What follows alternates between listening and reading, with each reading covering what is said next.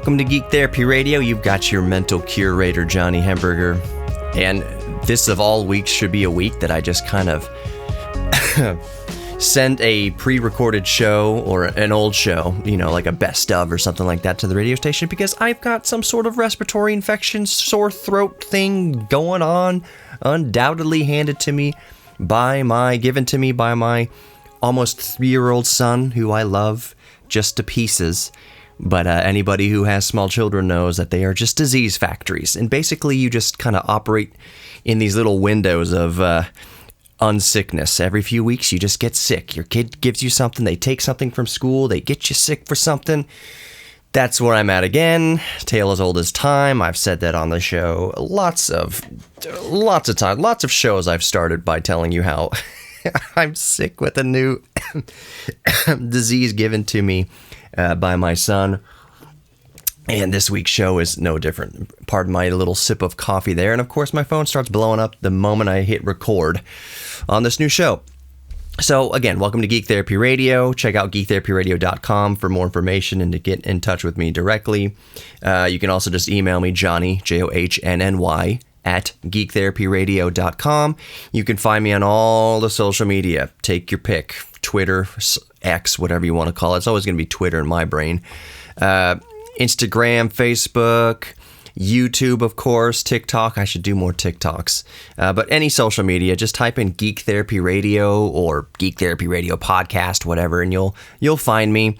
And if you're listening on the radio and you want to listen to the podcast version of Geek Therapy Radio, of course, you know, the iHeartRadio app, but also Spotify and Apple and Google Podcasts and your smart speaker and whatever. Just search for Geek Therapy Radio Podcast and look for the red, white, and black color scheme, and that's how you know you've got me. Although I think if you just search for Geek Therapy Radio Podcast, I'm going to be the first result. That's a little humble flex right there. But yeah, Geek Therapy Radio Podcast is how you can catch me. I have hundreds of episodes now. I've been doing the show since spring of 2017, and it is now towards the end of summer as I'm recording 2023. So I've had a good run on Geek Therapy Radio with plenty more to come. I'm not going anywhere. What I would like to do, I want to talk about Starfield a little bit in this podcast, at least a little bit. But what I would like to do as far as Geek Therapy Radio is concerned and the growth of Geek Therapy Radio, I'd like to be syndicated. You know, like my ultimate dream, it's a minimal dream. You know, I guess this dream isn't that grandiose, but you know, it'd be cool if I was on a radio station up near like Raleigh or anywhere, North Carolina, Lynchburg, Virginia, up around there would be cool to be on a radio station that reaches Lynchburg, Virginia. That's where my wife's family is from. My mother-in-law, father-in-law, brother-in-law, sister-in-law, all them. My wife is from Lynchburg, Virginia. So it'd be cool to have my show on a radio station nearby Lynchburg, Virginia, so that my extended family in Lynchburg, Virginia could hear the show. I think my show would work awesome in Austin, Texas, like one of the tech capitals of the world, really, and art capitals of the world, really. Geek Therapy Radio in Austin, Texas. Of course, that makes all the sense in the world. The little rub, as I've mentioned on the show many times, is that a lot of these, especially AM radio stations, are a little bit skewed in the bias a little bit, and I'm out here kind of a voice going against the stream where I'm not coming at it from the opposite bias, but I'm trying to come at it from low to no bias, from a kind of an area, a mental space of compromise and a mental space of logic. You know, for instance, I don't understand why solar panels and windmills have to be a political freaking issue. It's just making energy that you turn your lights on and run your refrigerators with. Why does it have to be so politicized? Why do you have to hate a neighbor who has solar panels on their house? Or why do you have to hate on wind farms where they make sense, where they have the minimal impact on wildlife? Why does energy production have to be so politicized? And me saying that, me not beating on the political, drum is kind of, I know that at least for a lot of AM radio stations, it's you kind of want somebody to toe that line, the right leaning line, and I have nothing against conservatives or liberals or anything, but that's kind of the problem, is that I don't have anything against liberals or conservatives, and you need the divisiveness to have a successful AM radio show. You kind of need that divisiveness and that rabble rousing and that gaslighting, and that's just not what I do on Geek Therapy Radio. So I think my show would work great, obviously in Houston, has been working in Houston since 2017, but I think it would also work great in Austin. I would love it to be on a station that reaches Lynchburg, Virginia. I think it would work great in San Francisco, Portland. Obviously, these cities I'm picking definitely lean a certain way, but the fact that I am not carrying the torch of right-leaning stuff, I think left-leaning cities would kind of more cater to the show or be more open to it. Lynchburg, Virginia is not necessarily a unbiased demographic. I don't know. But I'm just saying, if I was syndicating more cities, even if just small towns across America, I don't even care. I don't care if the signal if it's a 100-watt AM station or a 200-watt FM station, as opposed to 50,000-watt AM radio station, KTRH in Houston. KPRC, what is the wattage of KPRC? I don't think KPRC is not, which is my only home station right now. It's definitely not 50,000 watts. I'm sure I could look that up on the fly, but it's not a blowtorch that our sister station 740 AM KTRH is. KPRC 950 AM is not putting out as much power as 740, but I'm actually curious now to look it up. But Geek Therapy Radio, small town America, I'm all about it, because guess what? Geeks live all across the country, all across the world, actually. Y'all connect with me, y'all email me, y'all reach out to me. I want to talk about the next segment, how so many of my listeners are international on the podcast especially, and I love all of y'all, and I want to just kind of touch on some of the messages y'all sent me over the past week. And I want to talk about Starfield coming out for PC and Xbox a little bit. And who knows what else we'll get into here on Geek Therapy Radio. But I am your mental curator, Johnny Hemberger. More Geek Therapy Radio coming up. Don't go anywhere. Hit the post.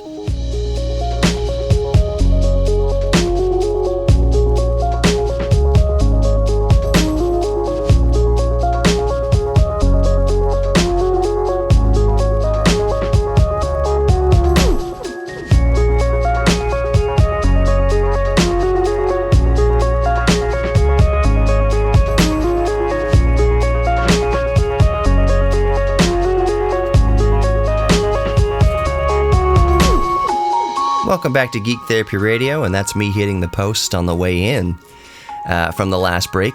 The post of the bumper there, just the downbeat or whatever you want to call it. Hitting the post in radio means you hit a very certain, beat on the music. If you're like an FM DJ, if you're Rod Ryan over there on the buzz, you hit the post right before the lyrics come in on the music track coming up. Hitting the post here in my circumstance was hitting the post of the music beats on the way out and the way in, but hitting the post could also be a time mark. Like, hey, you got to be out. The next segment, the commercials start at 13 minutes past the hour. It doesn't matter what the hour is. Let's just say it's 7 p.m. in 13 minutes. Commercials are happening. If it's a hard timed kind of radio show, your commercials are starting. The first segment ends at 7 p.m. in 13 minutes. So you need to hit that post. I would say the post, if the commercials are going to start, the first break starts at 13, hitting the post at 12:50. Really, I mean, that's really what it is. 12:45, 12:50 is hitting the post, assuming you put a stinger or a station ID or something leading into the break. So the post is a timing thing, either the beat of a music or before lyrics come in, or it can actually be like a hard set time looking at a clock. For those unfamiliar with radio, a radio host, no matter where you are, and even me to a certain degree, pre-recording these shows in my home studio here, I'm looking at a clock. Like, I'm looking at the time going. I record in Reaper, and I'm looking at what I'm recording here. I'm both... It's showing me the beats and measures for some reason, which I don't really need right now, but I'm looking at the time. So as I'm recording the show right now, it's 9 minutes 58, 9 minutes 59, 10 minutes, 10 minutes 01, 10 minutes 02, 10 minutes 03, and so on and so forth. So I'm looking at that because I know the next break is coming up at 18 minutes. straight up 18 minutes as far as my show length is concerned. Now, if you're listening on the AM radio, it's not going to correlate exactly. Also, if you're listening on the podcast, who knows what kind of commercials they insert between the segments to throw off the timings. But as far as I'm recording right now, 10 minutes 27, 10 minutes 28, 10 minutes 29, 10 minutes 30, that's in content. That's the time in actual content. So we're always looking at the clock, no matter if you're pre-recording or you're going live on the air. Radio hosts are always looking at a clock. And the nature of my podcast, the nature of podcasting, I didn't know I was going to get into all this, but welcome to Geek Therapy Radio. The nature of podcasting is that it's not so stuck on time. I would say most podcasts are just, even though it's kind of like, yeah, you're listening to a podcast, it's around 30 minutes in length each week. It's not a tight 30 minutes. It's not a hard out 30 minutes, so it kind of floats. And most podcasts are like that. Some podcasts aren't even set to any sort of time stamp of, critical time limit of around 30 minutes. Most of them are just kind of free form. They go as long as they go. They're edited down to take out some of the fluff and whatnot, but stream of consciousness shows they kind of go long. Mine's kind of a hybrid. Obviously, it's a stream of consciousness show, but it is on broadcast on AM radio, so I do have to meet these tight kind of out times. Each segment has to be a certain amount of length, 8 minutes, 10 minutes, 11 minutes, and 10 minutes. So I've got 4 segments. First segment's 8 minutes, second segment's 10 minutes, third segment's 11 minutes, fourth segment's 10 minutes. That's what I'm locked down to. Even though I'm kind of stream of consciousness, I am kind of unique in the podcast world, where it's a radio show first as far as formatting is concerned usually, and then it's the uploaded as a podcast. It didn't used to always be that way. As a matter of fact, when I first started doing the show, there were no kind of tight timings on the radio station at midnight when I was first on the air. So they're like, yeah, just, keep the content under, 49 minutes, and then we'll just kind of work the log around. The log is the radio log, meaning the commercials and whatever you're going to put between segments. Well, just make it 4 segments, try to keep it under like 49 minutes. They can float, each segment can float in length from one another. So sometimes I'd record a segment that was like 20 minutes long, and then that means the last segment had to be like 3 minutes long. It was wacky. So going to the kind of the more bracketed, more set structure of 8 minutes, 10 minutes, 11 minutes, 10 minutes, I thought would be restrictive at first, but it's actually like a lot easier. And a little behind the scenes of podcasting, because I know a lot of you out there, and I want to talk about some of the messages I've received from my audience here in a minute. But for anybody interested in podcasting out there, or even broadcast work, one of the challenges at the beginning was, for me, as like, how am I going to talk nonstop for at least 10 minutes per segment? How will I have enough to say to fill 10 minutes uninterrupted on the air? So you can't just sit back and relax and like collect your thoughts for 30 seconds at a time, because the off-air alarm will go off, or the warning will go off, and you get fines from the FCC if you stop talking for too long. How am I going to fill up at least 10 minutes per segment? What I found very quickly, obviously, was the real challenge is, and again, this is for anybody out there listening who's trying to think about getting into podcasts, who's worried about how are they going to talk for so long, what you'll very quickly realize is, how do you wrap it up? The real hard part is, how do you wrap it up? How do you keep to 10 minutes? The hard part isn't how do you get to 10 minutes. The hard part is how do you keep to 10 minutes? And you realize that very quickly. And the reason why I'm saying that is, a lot of my listeners out there are by very nature of who's attracted to Geek Therapy Radio, is we're all geeks about something, meaning so many of you out there are into so many different things. Ed, who I talk to all the time, who emails me all the time, he's into 911 Porsches and rebuilding engines, and he's a pilot, a jet. I think he's got his jet certification. Awesome dude. If Ed started a podcast, I would certainly listen to it. A lot of the other people out there are like computer programmers, or you're into comics or whatever, and you have all these cool things to say, all these cool experiences. Like, man, that'd be a cool podcast if this person ever decided to share. if you are that person who ever kind of wondered what it'd be like to make a podcast about what you're into, it could be something specific. Like I said, rebuilding Porsche 911 engines is very specific, but it sounds very interesting. My show is way more general. It's just kind of touching on all sorts of things, basically what I've got on my mind moment to moment. But if you're into something, you've ever thought about starting a podcast about it, and you're worried about filling enough time, how to talk for so long, no, you just do it. Just do it. Just try it. You'll find out very quickly within the first few attempts that the actual difficulty is wrapping it up, trying to make a thought concisely, which when I write, that's why I write so much stuff, like for the Houston Museum of Natural Science, Science Bites podcast. I do other podcasts, by the way. So if you type in HMNS or Houston Museum of Natural Science into Spotify or whatever, just look up the Science Bites podcast. I do that podcast. I try to keep those generally under 15 minutes. I try to keep it under 9 minutes, really, but really, like at maximum, keep it 15 minutes or under. I write those out, and I write my YouTube scripts, and I write the YouTube scripts for Houston Museum of Natural Science YouTube channel, and I write these scripts out when I need to be concise.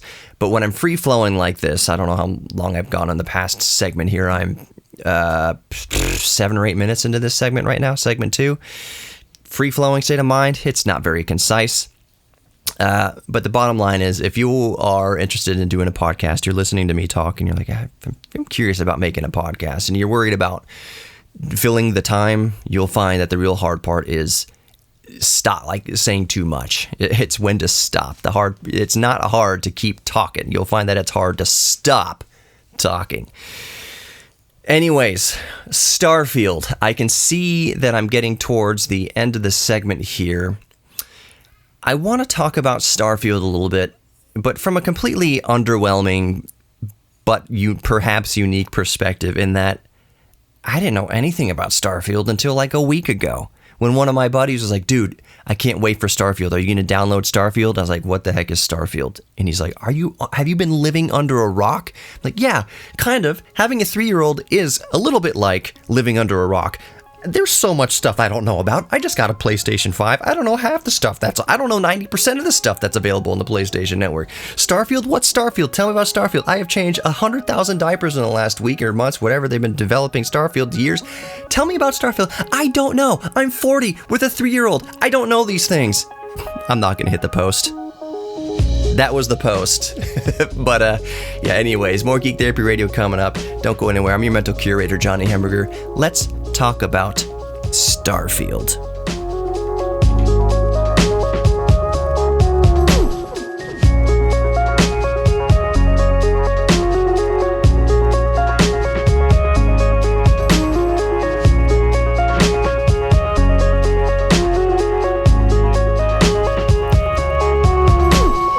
Welcome back to Geek Therapy Radio. You've got your mental curator, Johnny Hamburger. I promised we'd talk about Starfield.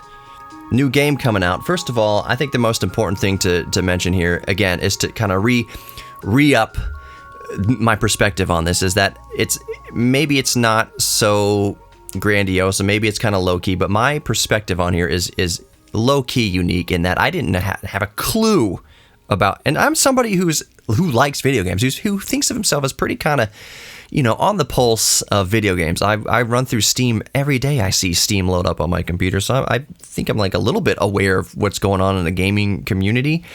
But a week ago, one of my best friends is like, dude, I can't wait for Starfield. It's coming out like September 5th or whatever, Labor Day weekend. It's like, what's Starfield? I have no idea. And his jaw just dropped. He's like, dude, are you kidding me? You don't know what Starfield is? You haven't heard of Starfield? It's like, no. I've heard of changing 100,000 poopy diapers. Tell me what Starfield is. So Starfield is from Bathsheba Games, and I looked into it over the past week. People are going absolutely berserk over Starfield. People are buying new gaming PCs. They're upping their graphics cards in preparation for Starfield. Make sure they can run Starfield at a buttery frame rate, whatever. If you're not just playing it on Xbox Series X or Xbox Series S. By the way, it's not on PlayStation 5. It's it's for Microsoft stuff. So it's on Steam for, and Windows, and it's on Xbox. It's in Game Pass and all that, but it's not on PlayStation. I just got a PlayStation 5, by the way, just for Gran Turismo 7. I got a PlayStation 5 for my birthday. I should reiterate. I didn't spend money on a PlayStation 5. Well, I indirectly did, but my wife got me a PlayStation 5. Wife and son got me a PlayStation 5 for my birthday. Starfield is not on PlayStation 5. People are going nuts over it. The release date is supposed to be September 5th, 2023. So by the time you're listening to this podcast, maybe it's already come out. People are getting their PCs ready for it. And I thought it'd be cool to let's talk about it. Let's talk about Starfield just a little bit. I want to look at the system requirements, because a lot of people are upgrading their PCs in order to best play Starfield. So I'm going to go over the listed PC requirements for Starfield so that you know whether or not you need to upgrade your graphics card or processor or RAM or whatever. So let me just go over the specs required, system requirements for Starfield. By the way, remember going to what were the gaming store, the PC stores back in the day, back in like the 90s and the 80s, where you'd go and you get the box art? I feel like LGR right now. You get the box art and you twist the box around to see the system requirements for like Star Wars, and like, all right, 486, 2 megs of graphics, 1 meg of system RAM. That's what I kind of feel like every time I'm looking up system requirements for modern games. The requirements are 30 years more advanced. Then going to EB Games or whatever in the 1990s and looking up what Star Wars or Civilization system requirements are. Oh, do I have a 386? No, I don't.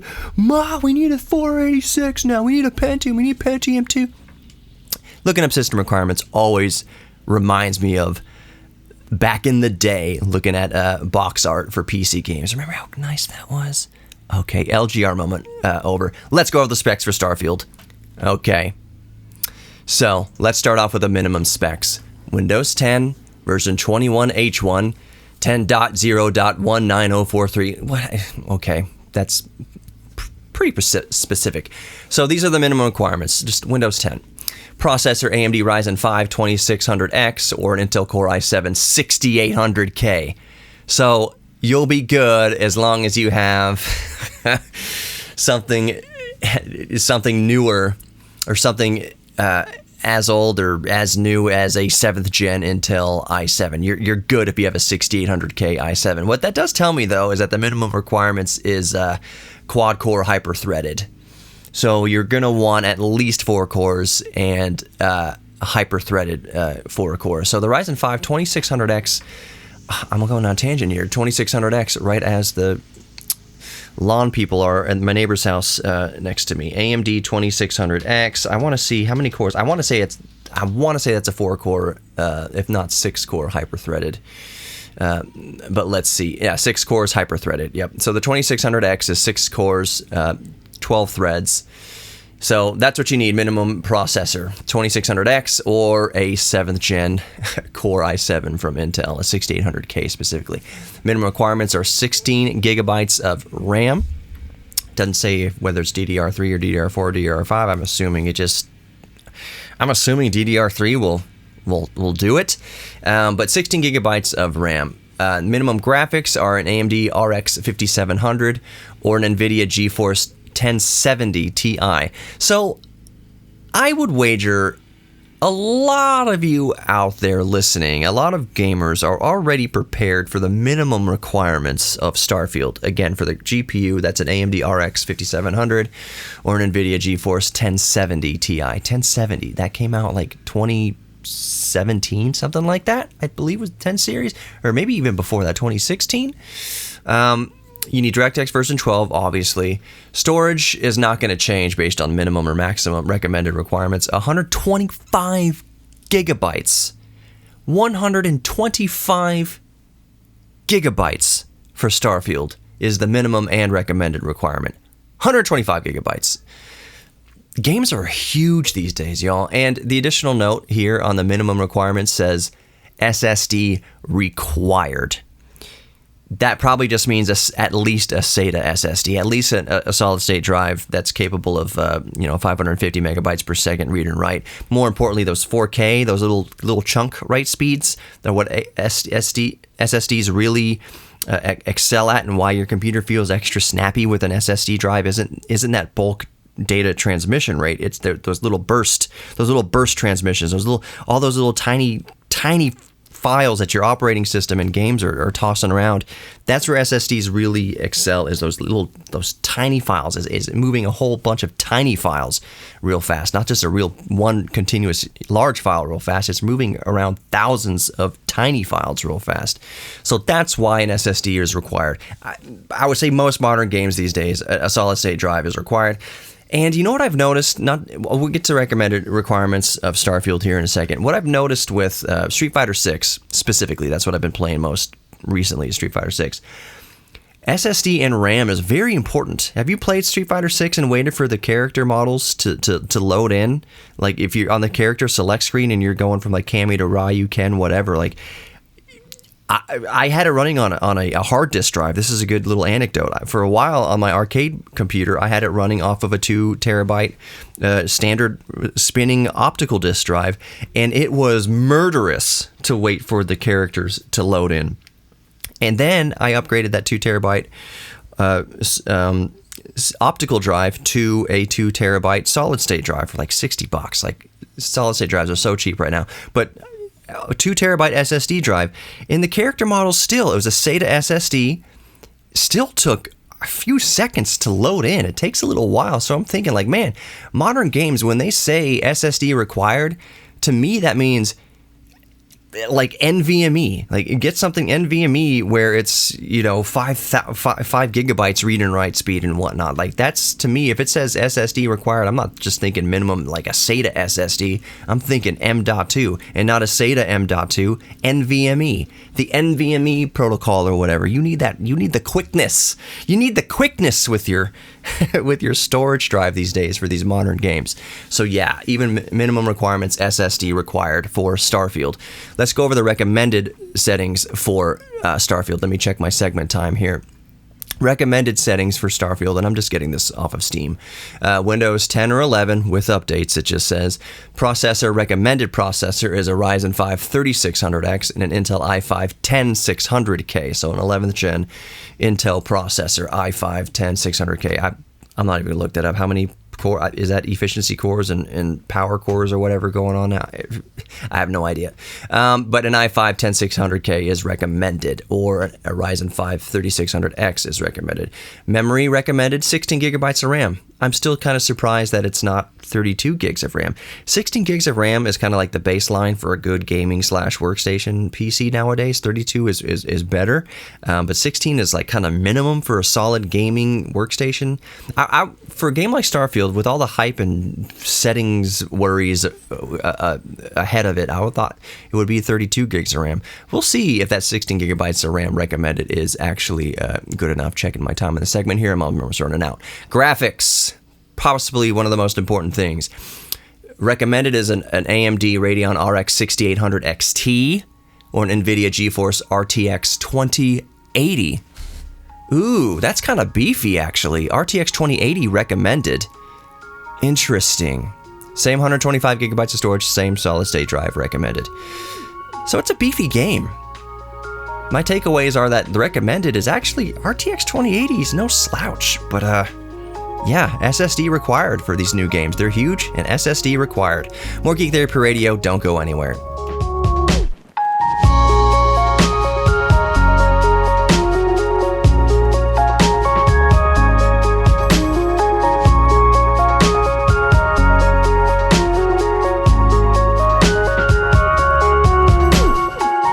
Welcome back to Geek Therapy Radio. You've got your mental curator, Johnny Hamburger. What's going to be interesting, we've been talking about Starfield. Starfield's coming out soon. As of recording, Starfield's coming out on September 5th. Supposed to come out September 5th. I think there's a wait. Originally on Game Pass, Microsoft Game Pass, they said you can play it earlier than that, but that turned out not to be true. There was some hubbub. Don't quote me on that. There was some hubbub over Starfield on Game Pass and not meeting a deadline, or somebody was disappointed somewhere. Whatever. Starfield is only coming out for Microsoft, Xbox Series S, Series X, Game Pass, and Steam. It is not going to be on PlayStation 5. And I went over the minimum requirements. Basically, the minimum requirements for the graphics, it was the last thing I mentioned. The minimum requirements for graphics was an NVIDIA GeForce 1070 Ti or AMD RX 5700. The recommended graphics card for Starfield was going to be an AMD RX 6800 XT or an NVIDIA GeForce RTX 2080, which if you still have a 2080 right now, that's still a beefcake card. So the recommended settings for Starfield are actually surprisingly beefy for the recommended. Again, the minimum is much less. You can get away with much less. Most people listening right now probably don't need to upgrade their PCs to play Starfield, but you're probably not going to be getting, you're not putting your settings on Ultra and getting 60 frames a second and 4K with the minimum settings. I'd say even 2080 Ti with the recommended settings, you're probably not getting 4K 60 with an RTX 2080 in Starfield.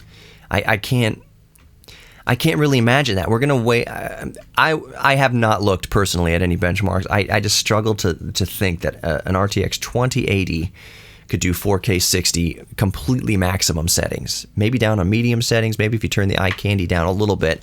With any game, if you turn the eye candy down, usually you can get a 4K 60 with any sort of modern-ish graphics card. Just depends how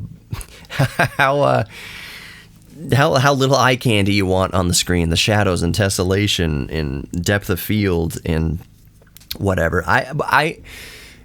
I imagine a lot of people are going to be using FSR or DLSS. So FSR on AMD or DLSS on NVIDIA for some frame generation, for some AI enhanced frame rates and the kind of drawbacks that come from FSR or DLSS.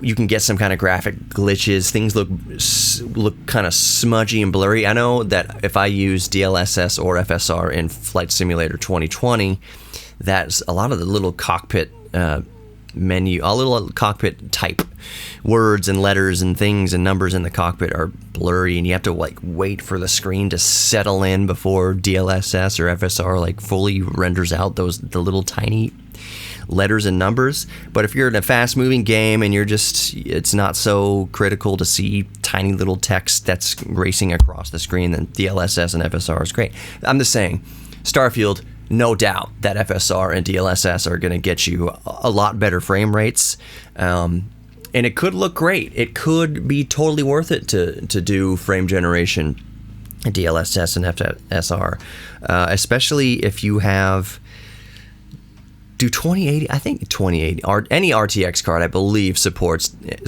some version, at least 2.0, 1.0 of DLSS, not 3.0 or 3.5. I think they have out now. You're going to be running some sort of AI frame interpolation, something going on to get 60 frames 4K maximum settings. That's just my prediction. Now, am I excited about Starfield? Personally, I don't know enough about it. I do know that it's a new, according to Bathsheba, it's a new universe, it's a new complete franchise from what I gather. And again, I'm a layman in this. Bathsheba did Skyrim, Bathsheba did Fallout, right? The latest thing was Fallout 4 and Skyrim. So this is the kind of the new, Fallout 4. This is the new. It's like a new Star Wars. It's like if Disney had created the successor to Mickey Mouse, or a completely different universe than Mickey Mouse, another new brand new universe. So it's Bathsheba creating a brand new kind of franchise here, as I understand it. The first new franchise, as I understand it, from Bathsheba in 25 years.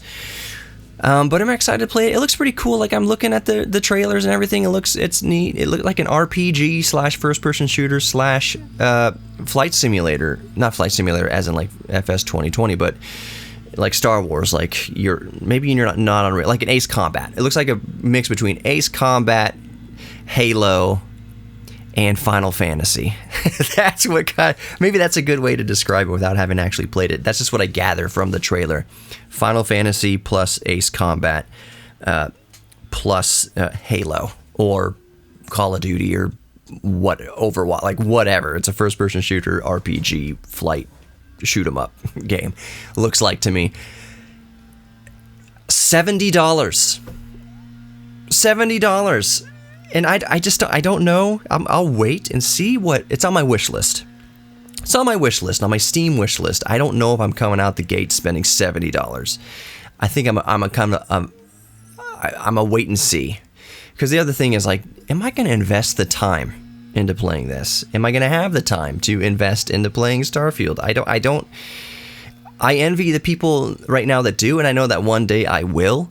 Like, I think especially when Riker gets a little bit older and he can play video games and he's more kind of self-reliant in that way, then I can devote more time to playing video games because I'm going to be with him and we could be playing Starfield together or Street Fighter together or whatever game we're playing together, or he can be on the Switch while I'm on the PS5 or vice versa.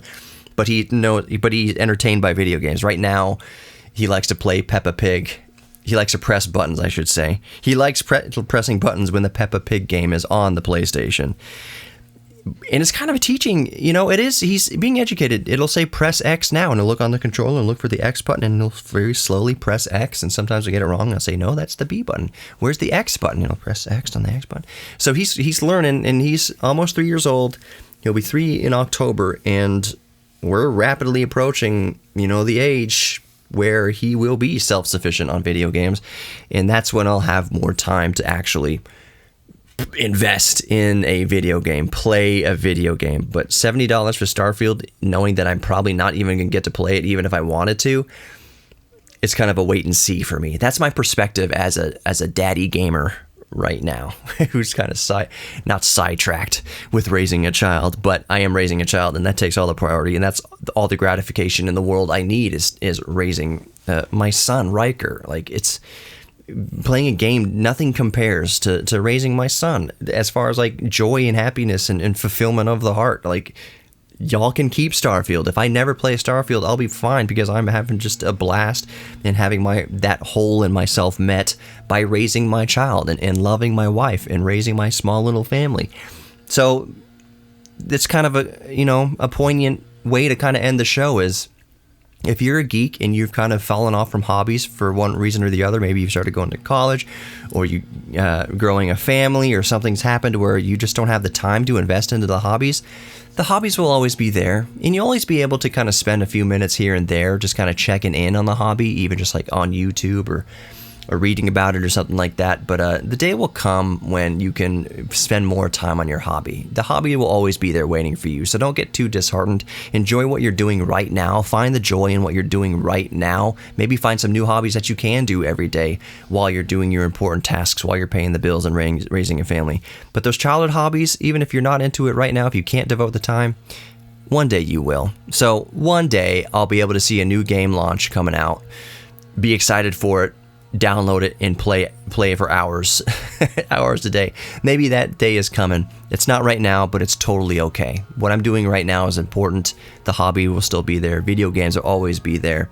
And just enjoy what you have while you can. I don't want to be playing Starfield and miss out on Riker growing up, even a few hours of my son growing up. I don't want to use that time to play Starfield instead. It's insane to me. Anyways, you are worthy of love. You're worthy of giving love and receiving love, and you're worthy of your own self-respect. Thank you so much for listening to Geek Therapy Radio. Thank you for all your messages from around the world, the birthday wishes. Kenzo, Ed, all of y'all you've warmed my heart. Thank you so much for your correspondence. Thank you so much. I guess that's it. Take care until next time. Peace out, y'all. Geek Therapy Radio Podcast. Go subscribe.